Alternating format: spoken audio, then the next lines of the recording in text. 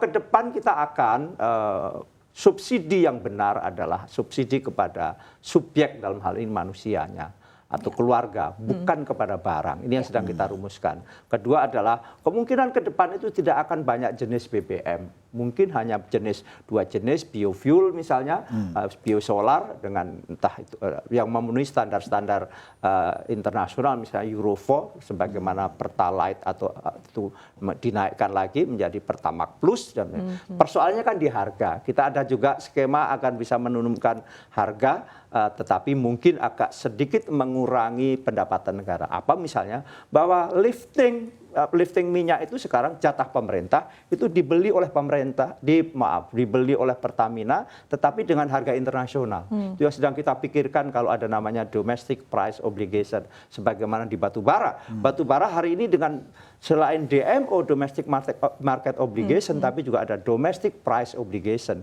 Jadi PLN itu hari ini beli GAR 4.300 sampai 4.600 harga kurang lebih $51 saja. Sementara harga internasionalnya lebih dari itu. Demikian juga nanti di crude jatah pemerintah yang dibeli oleh Pertamina untuk diolah menjadi BBM itu seyogianya juga dengan domestic price obligation atau harga dalam negeri. Mungkin memang pendapatan negara agak berkurang sedikit katakanlah, tetapi nanti bisa dihitung lebih bisa menekan harga di ujung dalam di harga produk BBM. Saya kira itu. Oke, baik. Ini poin-poin sangat penting begitu ya Pak Sugeng. Kita akan rumuskan baik, begitu. dari pasalnya sendiri seperti apa tadi? Kurang lebih artinya urgensinya meskipun tadi harga minyak dunia sudah mulai turun, tapi di satu sisi untuk pembatasan ataupun juga revisi Perpres ini juga masih sangat diperlukan begitu Pak. Kendalanya saat ini apa? Kemudian di satu sisi apakah memang possible tadi seperti disampaikan oleh Pak Sugeng begitu ya, bahwa ada gebrakan nanti akan diganti menjadi berbasiskan atau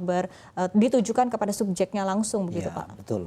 Saya pikir ke depan memang subsidi itu harus mengarah ke orang itu Mbak ya, sehingga ketahuan nih orang memang wajar diberikan subsidi. Tapi kalau ke barang nanti semua orang bisa menggunakan. Tapi apakah mungkin langsung direvisi Perpres ini Pak?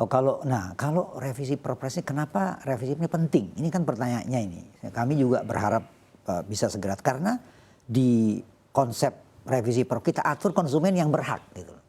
Ya kan? Jadi siapa kalau di Perpres 191 itu kan sudah diatur solar itu yang berhak ini nelayan, petani, UMKM, kemudian transportasi.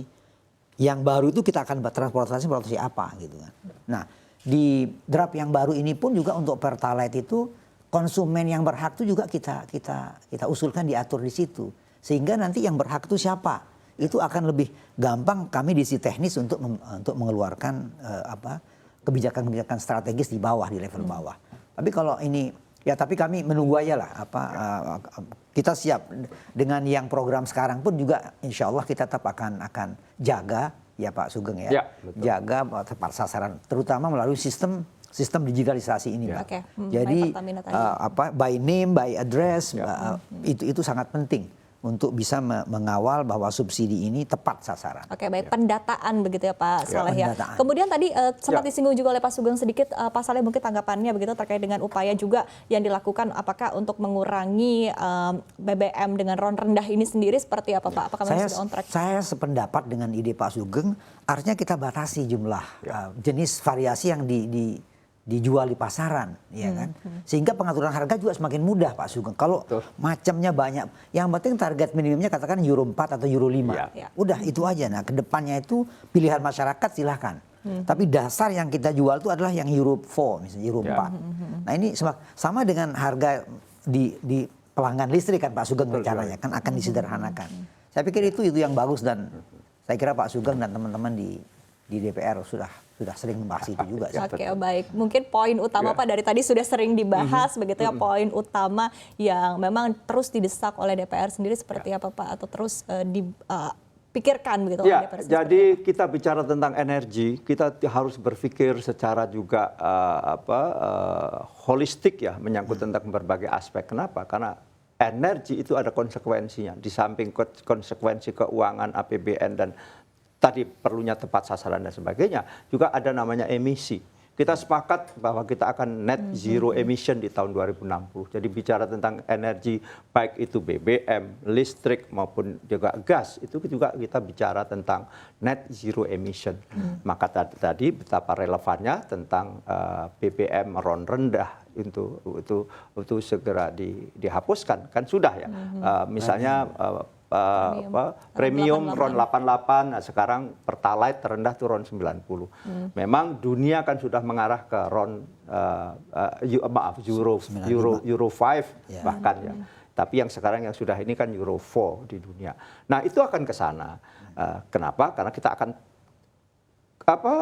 fosil akan tetap kita pakai, tapi akan kita tekan emisinya. Kenapa? Karena juga urat nadi ekonomi kita ini sudah menyangkut tentang fosil juga. Harus ada penekanan juga dari sisi peningkatan kendaraan mungkin Pak, dari regulasi aturan pembelian kendaraan. Nah, itu nanti berintegrasi juga dengan aturan-aturan bagaimana kendaraan itu menggunakan sistem combustionnya dan sistem pembakarannya juga harus disesuaikan. Saya kira iya. Artinya ini menyangkut juga dengan sektor lain khususnya adalah.